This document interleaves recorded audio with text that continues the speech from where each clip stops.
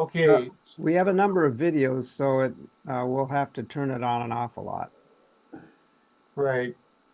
Um, what I want to talk about today is a company called Nth Cycle. They are basically a system for recycling batteries, mostly materials that have precious metals that are involved, which is going to be described later in the videos. And they're using a specific system that is kind of similar to a Brita charcoal filter, but they also are using electricity or voltage to help to pull these metals out of the material that they're trying to separate. So the commonality between all of these systems is that they are going to be working with a powder, the ground up powder of the material that they're trying to recycle, whether it's coming out of the ore side of it in the mining end of it, or whether it's coming out of the garbage or the recycled materials that are already built, like batteries and solar panels and so on. So I'm going to start with just a quick look at their website. So they're the leaders in sustainable metal refining. We are revolutionized metal refining in our safe, low emissions technology to create a sustainable foundation for electrified economy. Our mission is to keep critical metals in circulation forever with the lowest impact on the environment. And they have a new novel way to extract critical metals. It's a sustainable future requires a sustainable method to refine metals. The Oyster, or patented modular refining system, extracts high purity critical metals of any type in any state using just electricity and water. Now, the fact is that there are, in the process of doing this, using another chemical or other chemicals that are not water, which are more acidic in their nature, but that particular acidic material is being recycled and reused, so it's not necessarily a part of the waste system. Our clean and less energy intensive electro-extraction technology is a modern answer to the antiquated energy and intensive smelting of the past. We are fixing the broken global supply chain by locating our sustainable modular units on site where the feedstock is necessary. So one of the other issues that we're going to discuss today is the supply chain for all of our batteries and all of our high-tech minerals that are used in batteries and so forth, such as cobalt, copper, and nickel, and lithium, and molybdenum, and all of the other particular materials that are involved.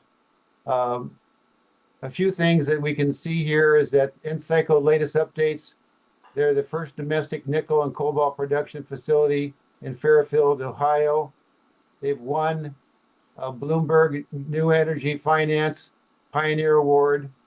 Nth Cycle featured by many climate journey revolutionizing EV batteries, circularity, MCJ startup series with Cody Sims. And the Nth Cycle produces a premium domestic MHP product in Fairfield, Ohio.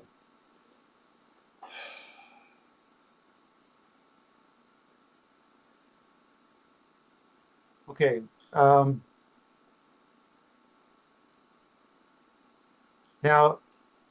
David, should we do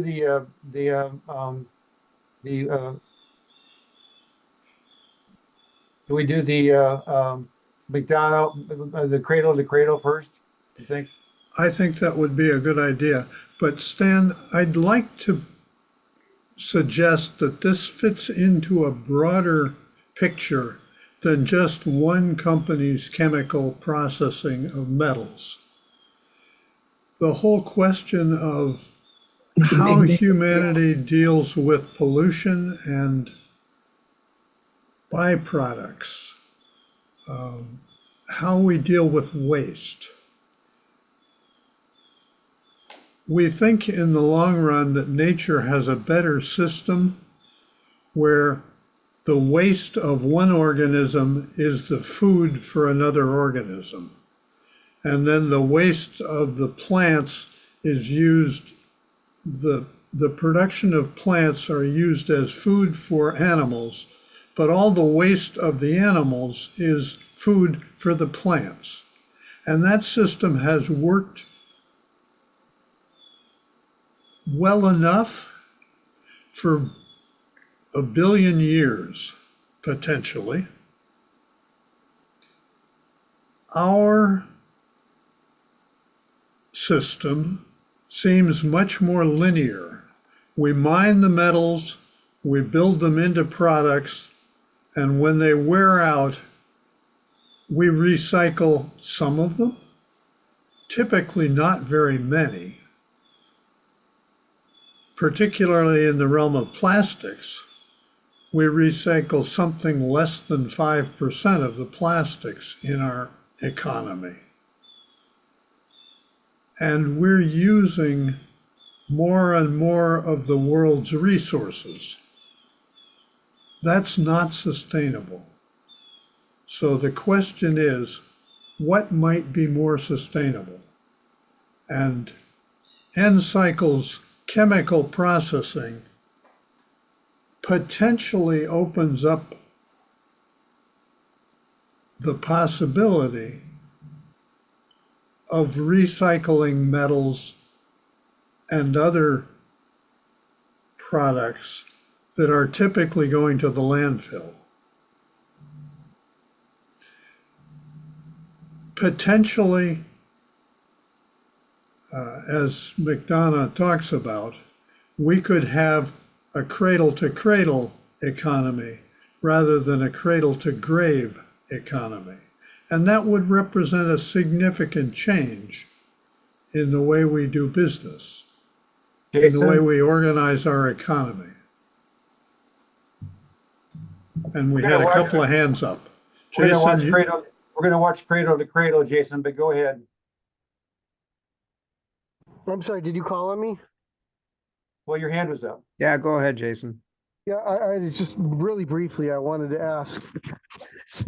I think this is don't get me wrong, I think this is a step in the right direction. I know we have a rare earths, the supply and demand problem. There's not enough to go around, and we're rapidly burning through what we've got. It mentioned this is an environmentally sustainable, but there's many different types of sustainability. I'm curious. Yes, it's environmentally sustainable, but is it economically sustainable? Meaning, is it profitable and is it competitive? Because you could keep the EPA off your back and you could be environmentally sustainable, but unless it's profitable and competitive in that environment, the only way you can succeed ultimately before financial failure is if government comes in and puts its hand on the scale through some sort of intervention, like meaning less than free market, where you put like incentives or disincentives, meaning that, the regulatory bureaucracies give you. Jason, may I go back to David's point? I feel like we're kind of wandering. Do you mind letting go? I want to move things along. Is it economically sustainable? Yes. Is it profitable and competitive? Yes. I'm speaking to that topic exactly. So here it is. We have nickel mining in northern Minnesota. So we have a huge economic impact coming out of northern Minnesota. We'll get all of the rare earth metals that are talked about. The way you remove carbon from a material flow system is with carbon gasification, and you extract the electricity and the chemical industry, and that makes it economically stable. Thank you. Okay, here we go.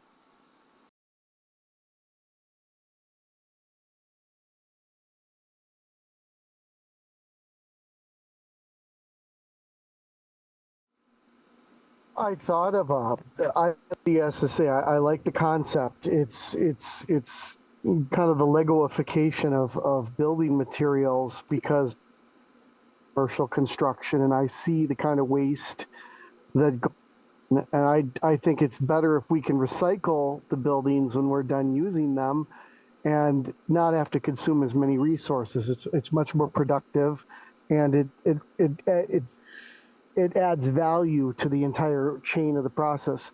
The one area I could see being a pitfall, and I've got a solution for this problem too, is that if we make these buildings or structures out of like Lego materials that could be recycled for profit, then thieves could theoretically start a black market of stolen building materials from buildings that are still in use and selling them back to the manufacturer. Now, the way you prevent that from happening is that you imprint recorded serial numbers on each of these products that are uniquely identifiable to the buildings that they were assigned to when they were constructed. So if they go missing or stolen, then the police, the authorities, and the manufacturers can easily track down, oh, well, this is registered as a stolen building product material.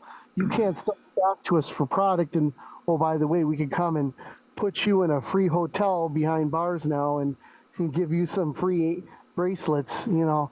So that's how you get around that. So I would put safeguards in this recycling process to prevent a black market of thieves from trying to steal still in use building materials. It's like currency. There's serial numbers on dollar bills. Yes, exactly. That Tom? I'm next. That may be, I have two things. Response to that, that may be kind of a partial solution, but one of the main things that people steal out of buildings and elsewhere now is copper wire. How are you going to put a serial number on that? What I wanted to mention is this cradle to cradle versus cradle to grave. Basically, most of our corporate economy is built on cradle to grave. For example, BIC, they're probably one of the biggest. That's basically what they're built on, disposable plastic stuff, and it's very profitable for them. They sell something, it gets used up fairly quickly, so people have to buy a new one. They have to replace it. They can't repair it or whatever, like ballpoint pens or whatever. That's what our economy has been built on for several decades, at least, maybe more.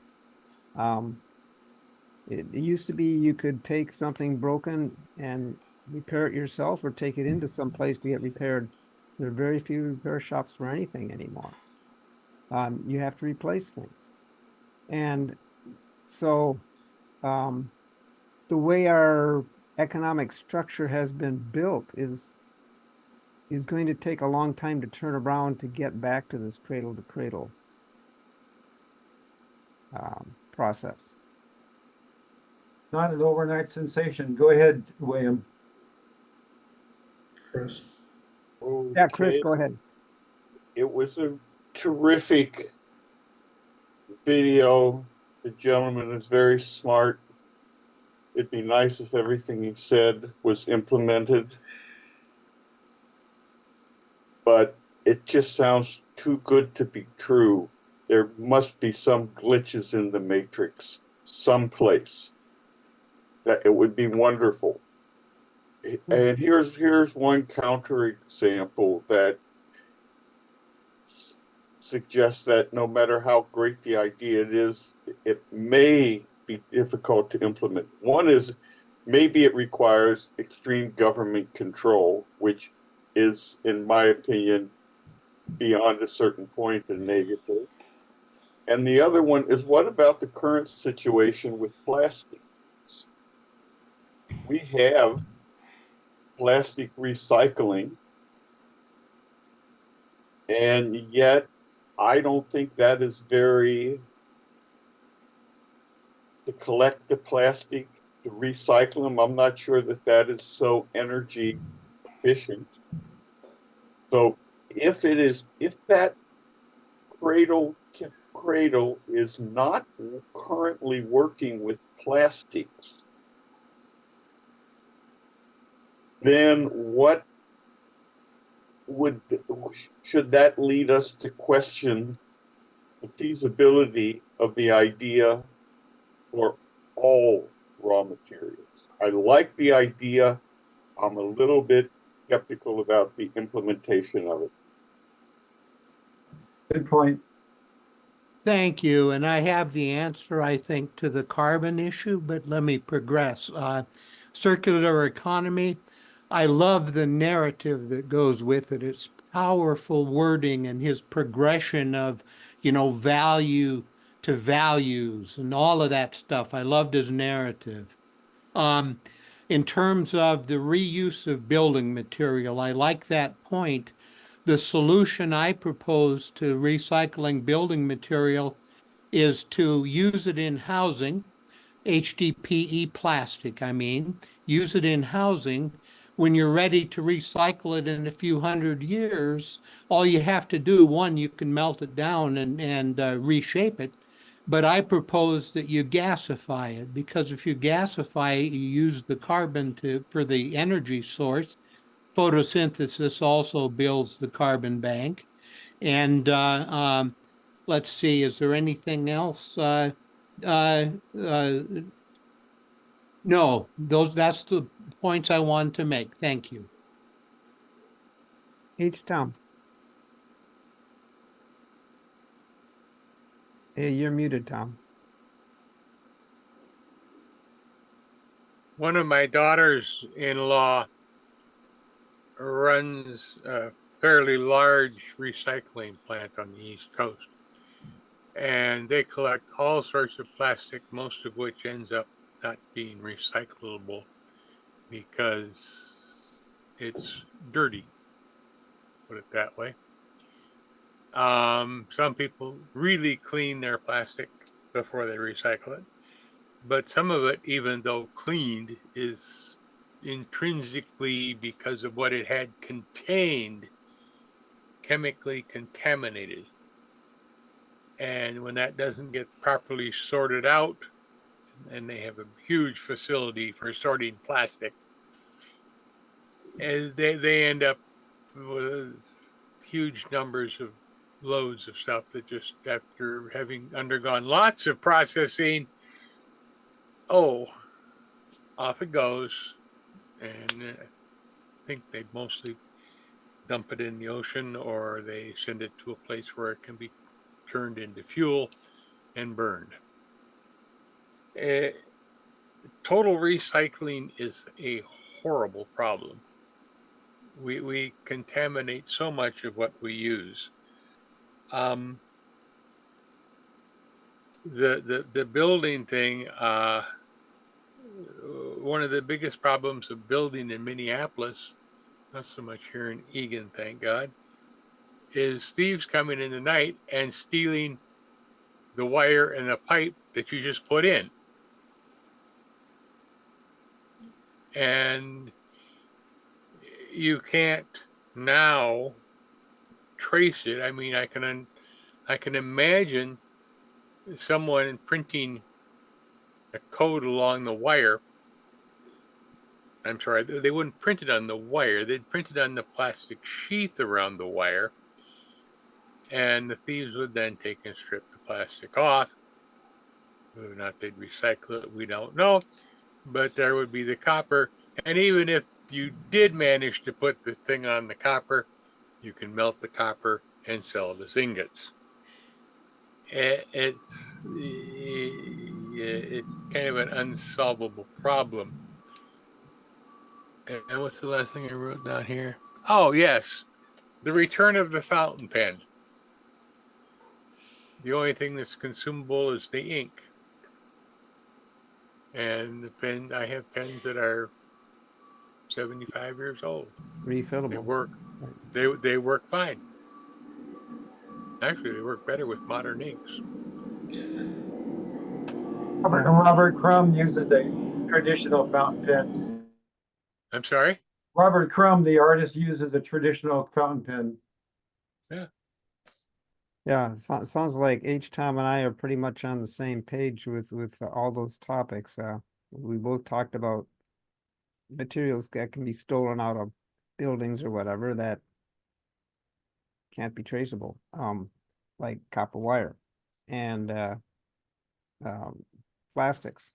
Um, Plastic is not nearly as recyclable as the plastic manufacturers would have us believe. And Tom gave examples of why that is. For example, plastic bags and other plastic films, we used to ship off to China for recycling. China will not take them anymore. So we have megatons of plastic bags and so forth that basically go to landfills or the ocean or wherever, somewhere in the environment where they just sit there and contaminate things. If they break down into plastic fibers that get into everything else. I guess that was my main point, is what Tom was talking about, that plastic is not all that recyclable. We have to rethink our materials and how we make things so that they can actually be reused, whether they're broken down and made into something else or reused as for their original purpose. Lino? One you. thing I wanted to mention before, Lionel, before you start, the current the difficulty with changing is that the current system is profitable for many corporations. If you have to replace what you buy and throw away what you had, that's more profit for the manufacturer because they sell more of that product.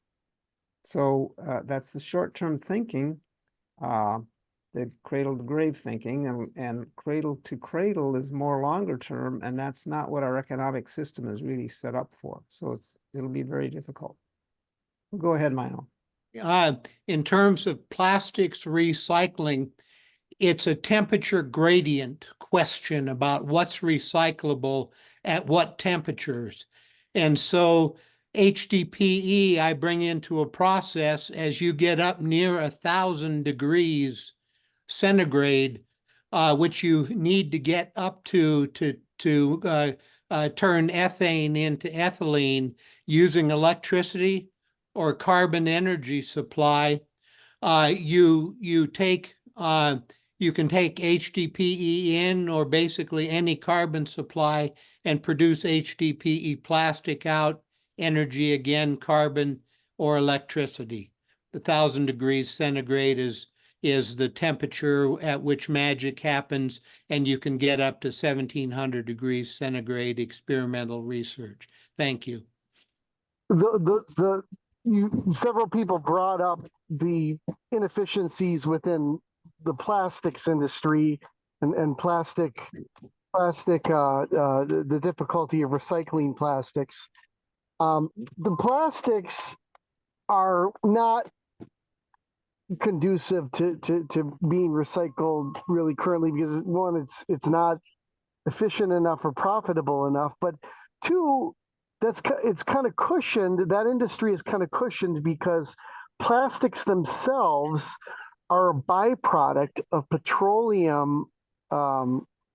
Is in and of itself a petroleum byproduct, and we have an economy that runs off of petroleum and petroleum byproducts, and therefore there's a certain degree of naturally built-in subsidies, not direct, but indirect subsidies for the plastic industry. Now, the other point that Tom made is that because the current system is profitable, and ergo there's not enough of an incentive to change the current system, profitability in and of itself is sort of a barometer or a metric for what works, what is practical, and yeah, I mean, environmentally, heck no, it's not practical long term, but in terms of being economically feasible and practical and workable and in demand, supply and demand, yes, profitability is a measure of those very important metrics. And that's why I say when we're thinking about this, we've got to think multilaterally when it comes to sustainability.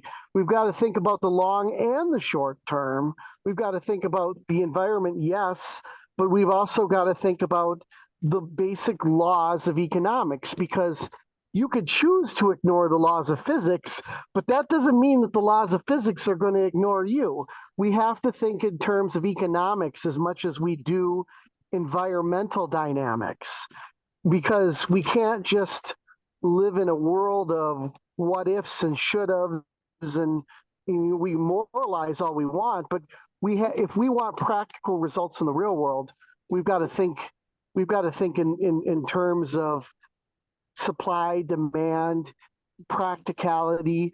Is it, if we're going to replace, it's got to have the characteristics that make it an equal or product, preferably superior. Good points. I want to get on with this next video. Okay.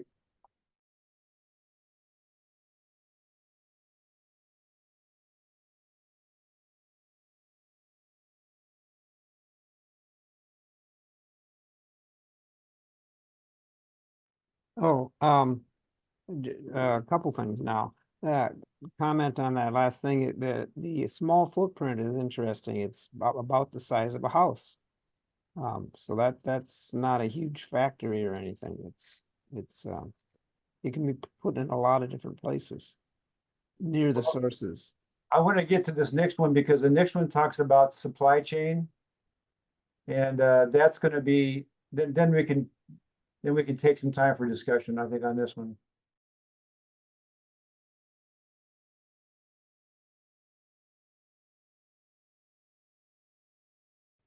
Tom.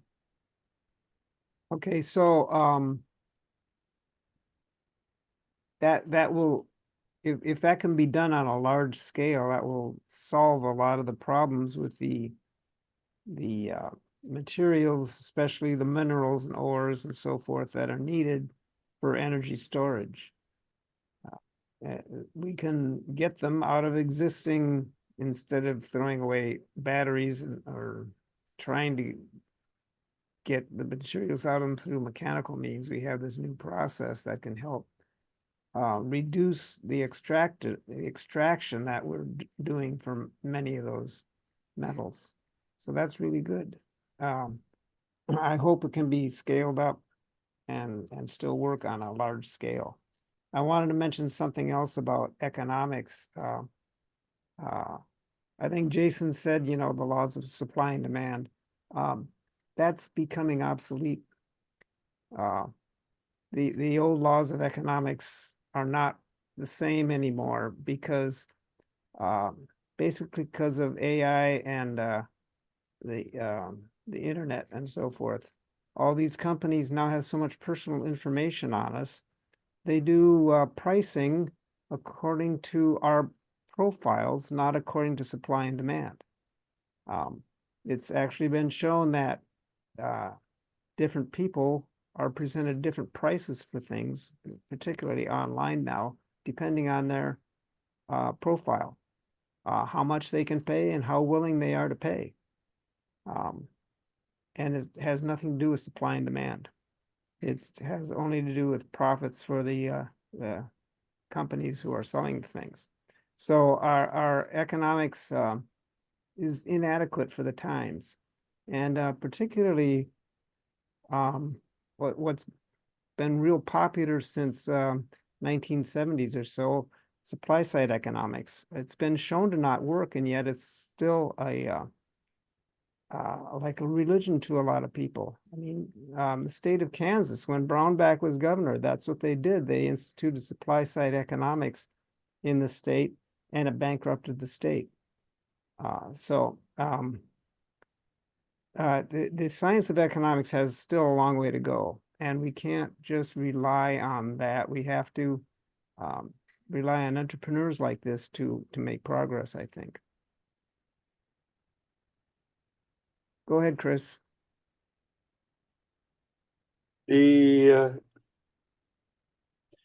So far, the presentation, at least the videos, have been very high on assertion and very low on detail. They don't say how this process works. They don't say why it's better than the old process. They don't give any information for us to make a critical judgment about whether it's reasonable or not. So far, it's just all assertion. And I would like more details. I would like to know what the raw material that they get has to be. Does it have to be pure one metal? What if it's a mixture of metals?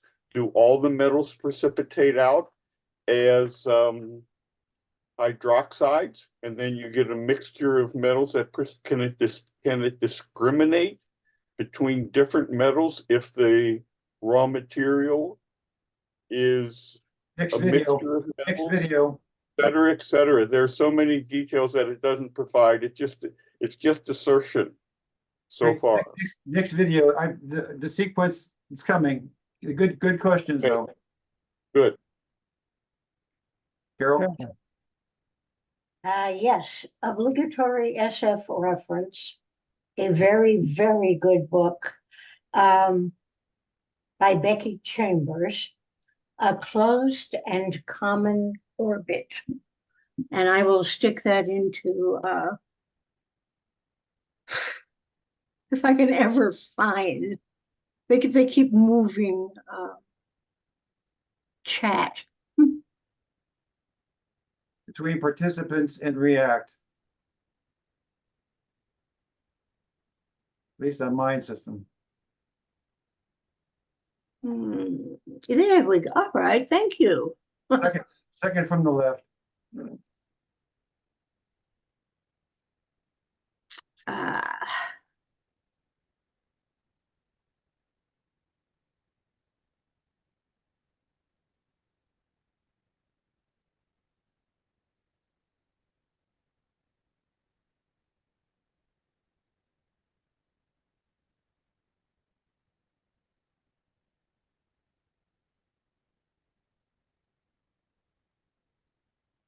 You still have a question, Carol?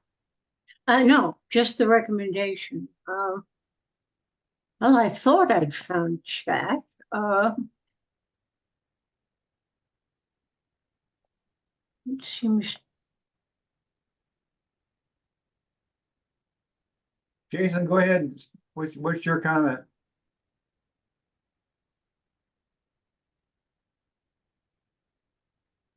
Jason, you're muted. Yeah, I just wanted to say quickly that I don't disagree that economies and consumer bases and consumer preferences and economies do shift, change, and evolve over time. That's true. Things evolve, things change, but economic principles that are timeless, and that I can't speak to specific examples like supply side, the ones you cited. You could very well be right. I concede that, but it's easier to push a rock downhill than it is to push one up. And companies and businesses can ignore basic principles of economics and get away with that for a while, but eventually it'll catch up with them. And so if you want a venture to be successful, you need to pay attention to the basic, boring, tedious principles of economics and supply and demand. Otherwise, you're going to be fighting against nature. All right, thank you. Tom, go ahead. First I want to thank Carol for a book I had not heard of. Um,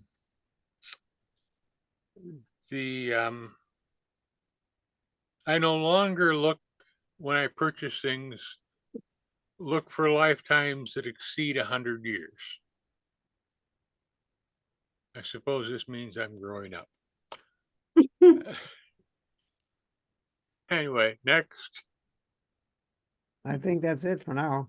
I'm going to start the next video. This is going to be maybe the last video. I do have, video is going to be about 30 minutes, long. So it's going to be longer, but it's going to answer a lot of your questions. And then at the very end, the only last thing I want to do is show you a video regarding a interesting way of recycling wind tower generators, the blades.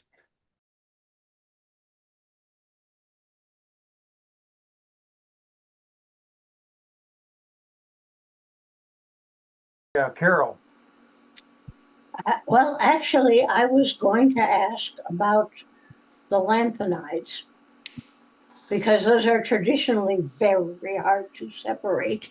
And she did get into it at the end, that this works on rare earths that are not quite metals. Right. Yeah, I found this, I don't know if some of you probably do or don't like Zach and Jesse, if you've ever met them before. They're kind of Tesla fanboys, but they do ask the hard questions. I thought that was a pretty good video. The only video I have that I want to show after this discussion is a little bit about the dissolving of the wind tower blades, but we'll get to that hopefully in time. Chris. I will say that triggered my bullshit meter. My bullshit meter is not infallible, but it is pretty darn reliable. And that triggered it early, and it stayed on for the whole time. Why? So you say it's bullshit? Yeah. Okay. Why? And what does it take to trip your bullshit meter? They're gonna skip the smelting step, and they're gonna put these things in there with different metals that will separate it. I have to read the original literature before I'll believe that. It's what they said was it's a combination of these membrane filters and different voltages being applied for different metals. There are different oxidation states for metals that have different. You can have like zirconium, which has an oxidation state of 4+, and each electron has different volt oxidation potentials, and that could overlap. One of those 4 oxidation states could overlap with an oxidation state of lithium, which has an oxidation state of 1. So I just don't see how they can distinguish between multiple oxidation states and make it so specific that they can separate this. Yeah, I don't think we're going to find that out because that's really their proprietary information that they're not going to give out. They're not going to tell you. No. Hey, Lino. Thank you. One of the questions I have is, do they use radioactive stuff? Can they take uranium ore, for example, use their process with no humans, with robots and stuff like that, produce nuclear material, put it in small reactors, home businesses, things like that? It's a pack that you replace, a uranium pack periodically. And a large scale would be, I don't know what they would be, how big they could get if they could use shapeable uranium for doing stuff. I can't imagine. I have no knowledge of the physics, but the difference between large and small and large is interesting to me. Thank you. Good questions. I can't answer the radioactive side of it. That's, I'd have to do a little research on that. I don't think you're going to be able to research that either, though. And it's rather far down, I suspect, on the list of target applications that they're going to attempt to address. But in terms of Chris's comments, I'm guessing that they're going to have a lot of trouble differentiating between the various different rare earths. But again, it's not clear that they're going to get to that very early in their commercialization either. And you might get it out of their patent apps if they're filed. They've got to disclose the details. Well, okay. Trade secrets typically don't get written into patent applications for just that reason. Oh, okay. Because somebody else can get it out of it. You might get it out of her PhD thesis. One thing I might point out is that historically, aluminum was a very challenging material to mass produce until they came up with an electrolysis process that used a lot of power. And I think that that made aluminum something that back in the times of Napoleon, they actually had their aluminum knives and forks and spoons were more valuable than gold and silver. And now it's basically beer cans and airplanes. So I think that the electrolytic part of it is the knife that they're going to use to distinguish between these different elements. That's all I can say about it right now. You can reduce any metal ion to its pure metal by electrolysis, any metal, silver, anything. You can electroplate any of these things, but it has to be pure before you put it in the electroplater. Otherwise, it's hard to distinguish between different ions. Get one to come out, one to be reduced to the ground state, and the other to not be reduced.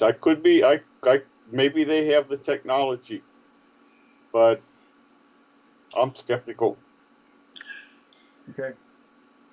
Apparently, they worked with Oak Ridge National Laboratory and got a federal government grant of $3 million to commercialize their technology. So somebody, after they signed the non-disclosure agreement, looked at the process enough that they qualified for that grant. See, I don't doubt that they can do something. I doubt that they can do what they say they're doing. Mm-hmm. Yeah, it's always easier to sell it. And mixtures and eliminate the slag step and take crude mixtures of materials. I'm skeptical about that. They might have a good technology that works for something and that is worth pursuing, but I'm really skeptical about the broad claims that they make. Mm-hmm. I'm not sure how pure the metals that come out of this process would be compared to the traditional methods of processing ore and smelting it and that kind of stuff. So it might be better. I don't know. I just wanted to mention something about their funding. I don't know what the 3 million you were talking about, David, was, but what I saw was a $2.1 million grant from the Department of Energy, which basically kickstarted them in 2022, which is when that video was filmed. And then she had talked about raising 44 million or so from issuing Series B bonds. Some of the venture capitalist firms that did those investments are a subsidiary of of Caterpillar. There's one Equinox Ventures, capital arm of Equinox, which is a multinational energy company. The Catalyst Fund, which is from Mass Mutual. So it's a variety of things, some of which are involved in diesel energy production. Oh, I saw your 3 million now, just looking at this, David. That came from the Advanced Materials and Manufacturing Technologies Office of the Department of Energy, yeah. And then they also received about a $7 million tax credit, which a lot of companies receive. And that's going to help them keep operating once they get going. I just posted the videos that I haven't shown yet, so that those of you want to, the one that regards the MIT discussion covers some interesting discussion stuff. And then that last one that embraces recycle wind turbine blades is the one I want to show you next. Okay. But Jason, go ahead. We have 2 more hands, yeah. Yeah, I qualified to testify or weigh on inorganic. Is not my strong suit. So I can't speak to the scientific processes or trade secrets. However, I have what some would describe as maybe an overly simplistic method as to how we might be able to evaluate the viability of these processes, kind of in a roundabout fashion. I imagine that this company, or at least the top 2 companies that are dealing with this process, are publicly traded on the stock exchange. Not yet. Okay. Well, once it makes an initial public offering, I would get the prospectus. I would get the prospectus on this. I would buy a share. I would read the prospectus, or I would even wait maybe 1 or 2 quarters and see if they're profitable. And but just as an aside, how many of you would knowingly, willfully buy stock in a company that you knew had some fundamental, economic that wasn't following some of the basic traditional laws of economics, as Tom stated earlier? I think very few people would put their own skin in the game, so to speak, if they knew full well that there was maybe some things that were less than kosher when it comes to the economics. Monopoly economics, for example, right?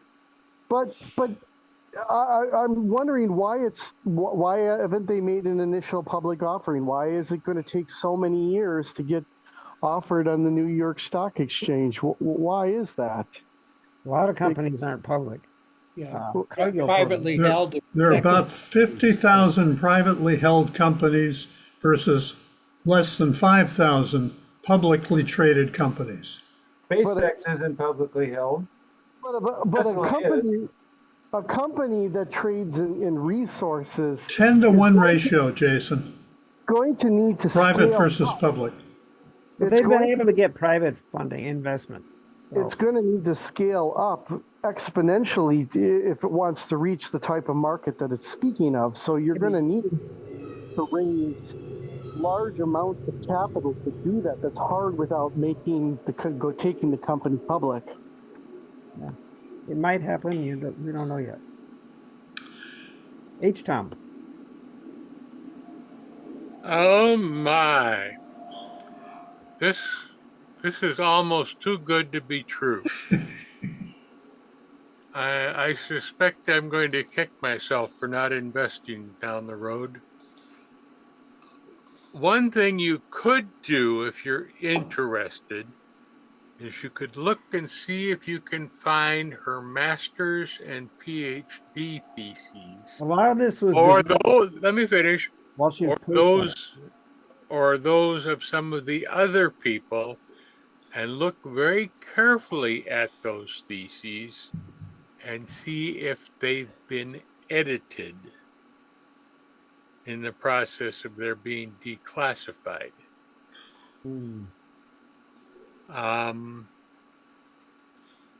There may be something here, but this is deep magic. She does talk a lot about her experience working at the Oak Ridge refining lab. That's why I wonder about the classification and the adjustments of published versions of theses. Well, this isn't really based on her thesis, the way I understand it. It's her work with this other guy, a postdoc, after her thesis was done. But, David, we should move on. I'd like to hear about the recycling of the turbine blades too. But There's a lot more to that story than I think we're going to reasonably cover in 15 minutes. The big point is that the plastics used in the wind turbine blades is a cross-linked plastic. It's not a thermal plastic, so you can't melt it down and have it separate from the fiberglass. You have to chemically extract it, and then it isn't reusable. So you're not getting valuable resources out of recycling wind turbine blades. You're essentially having to pay for that process in order to recycle them. well, this next video will be relevant for the production of the energy for the electricity to be used for this.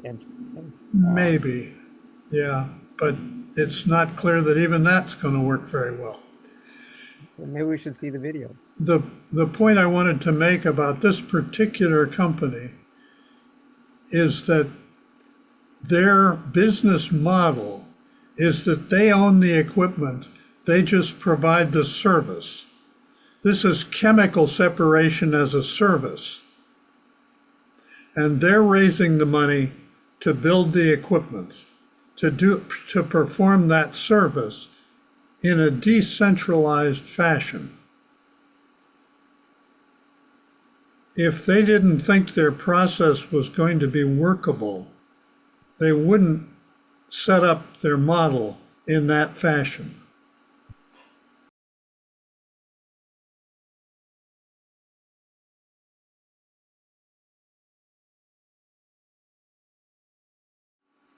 So anyway, this shows that on the energy production end, there are efficiencies to be found also, so that we don't have to rely on as much on fossil fuels, and we can find more efficient ways to do the wind power and whatever other kinds of energy sources that we have. This can help solve one of the problems with wind turbines. My thought is that if you go back to McDonough, the cradle guy, I think that he was sort of not including the materials used to create the power and the energy. I mean, we all know that the ultimate commodity in the world is energy.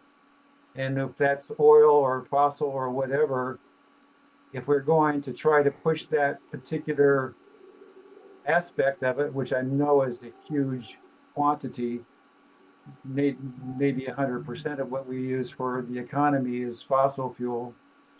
But if we can start to push back on that with a sustainable concept, and we want to make it truly renewable, The idea of doing that in a cycle, in a cradle to cradle way, this is going to not just be buildings, not just manufacturing cars, and not just manufacturing computers and televisions and so forth.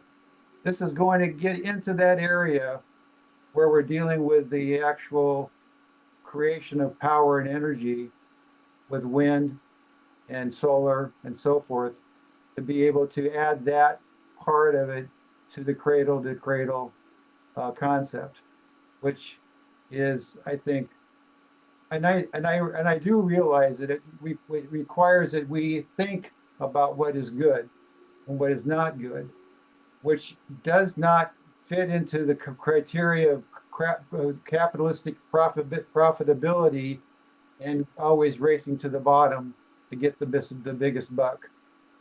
And that's going to be something that that's out of I don't know how to control that, but we can nudge it. We can nudge it along with government policy.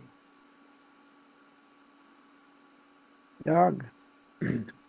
Yeah, I just had a question. Stan, did you see anything about the amount of energy they're going to use to do this process? And the reason I'm asking is there was just a big article in the Washington Post about the data centers and all the energy that they're using, and they're trying to locate them all over the place because the utilities just aren't prepared to handle all the energy needs from those things, plus what's going on with electric vehicles and all that. And I just wonder about this process that they're using. I mean, she did say they use a fair amount of electricity, but did you see anything about what kind of energy use they have? I don't have any numbers, but I think I heard her say that they're on par with the other resources. Well, she mentioned 44% more efficient. I don't know exactly what that was, but Then what? as far as energy use to create Okay, then the standard to recycle the metal. nickel extraction methods. Yeah. Well, but the standard restriction I don't know if it was extraction. separation is 1,000 degrees centigrade. Very energy intensive. Yes. So Ultraviolet is what they use for that. Go ahead. I don't think so. I think ultraviolet is to sterilize biological organisms. Yeah, okay. What you're talking about is metal separation processes at furnace temperatures. Oh, okay. Thank you. And it would be hard to imagine that they would be using an electroplating process that wasn't considerably lower energy than 1,000 degrees centigrade. Mm-hmm. My imagination is that the flow batteries that you hear about, there's something about the palladium flow batteries and so forth, that the idea of having the permeable material that divides the positive and negative, the anode and cathode side of things. If you remember, she talked about the denim situation and the cathode and anode side of that. I think that there's something about that. I don't know if you understand what flow batteries do, but they have a solution of cathode and anode side with a material between the two, some kind of a porous material that allows for filtration. And I can only analogize as to one thing I know from my own experience. I worked at Mintech for a while, which did renal dialysis type material. And it was very interesting. They would actually create a thread with a tube in the middle of it. It was like a nylon hose, but there was actually a it's like a tubing. It was an exterior diameter and an interior diameter, and they allowed the blood to pass around this material, and the urea would pass through it, but the hemoglobin would not pass through it. So it was able to create a very interesting gradient for selecting what kind of particle could come through and what couldn't come through. That's using reverse osmosis. Now, why am I bringing that up? Because I think that there's two sides of the story. There's what you can do with the electricity and the voltage, but there's also something to do with the porosity of the material that you're using to separate the two. Hmm.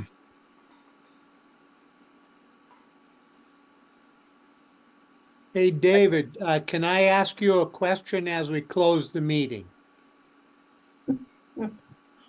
Go ahead.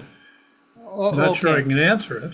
Yeah, I think you might be able to. Are you now the holder of the Futurist mail list? I'm trying to put it together, yes. Okay, good. Because one of the things I'm thinking of is a lot of these topics, there's like topic areas, and sending out a newsletter that says we covered the gamut of this, here's all the videos, all of that to the stuff, and then let them unsubscribe if they don't want to receive them. Otherwise, I think we'll increase our attendance. So that's my thought. Thank you. That- And we can always use MailChimp if we need the mail list. I would like to encourage everyone to sign up for these meetings ahead of time because Meetup keeps statistics for us, but they don't count you if you didn't register for the meeting. And I Yes. think we only had 4 people register for this meeting and one of them didn't come. So Meetup thinks there were 3 people here today and we had 11. Right.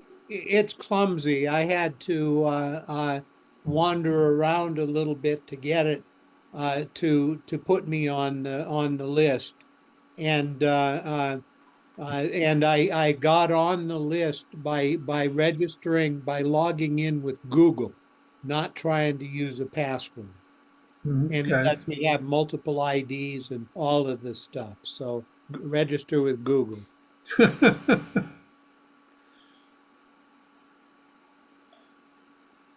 That was my topic. Thank you. Okay, I think, are you done, Stan? Is that it for Yeah, today? yeah. Thank you. Yeah, thanks. Thank you. Yeah, Fascinating awesome. meeting. Well delivered. The other thing I was hoping to present is I would like to see us set up a list of possible topics for presenters that we'd like to see done. Mm-hmm. And I wouldn't mind having a couple of other people help me with a program committee or something like that if people are interested in Yep. helping that way. Send out, set up a meeting and send out an invite. I'd love to be there. Okay.